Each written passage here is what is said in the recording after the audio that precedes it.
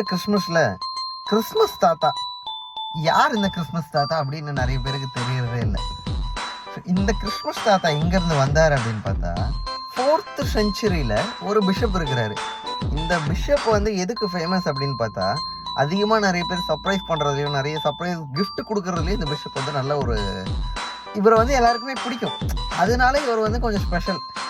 So இவர் இந்த Saint bishop என்ன ஆகிறாருன்னா, கொஞ்சம் நாளடைவில் அப்படியே யூரோப்பியன் கல்ச்சரோட ட்ரெடிஷனோட சேர்ந்து அல்டிமேட்லி இவரை வந்து போயமா அது இதுலேருந்து கொண்டு வந்து ஒரு சாண்டா கிளாஸ் அப்படின்ற ஒரு பேரை வந்து கொண்டு வராங்க.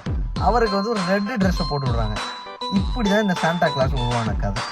ஸோ இன்னொரு முறை நீங்கள் இந்த சாண்டா கிளாஸோட ட்ரெஸ்ஸை போடும் போதும் இல்லை சாண்டா கிளாஸை நினைக்கும் போதும் இந்த கதையை மறக்காமல் வச்சுருங்க.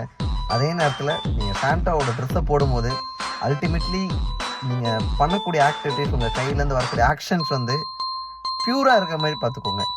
ரொம்ப ரஃப்பாக அந்த ட்ரெஸ்ஸை போட்டுக்கிட்டு ஆடி ரொம்ப கேவலமாக மாறி மொத்த கிறிஸ்துவத்துக்குமே ஒரு அவமானத்தை வந்து உருவாக்காதீங்க. God bless you.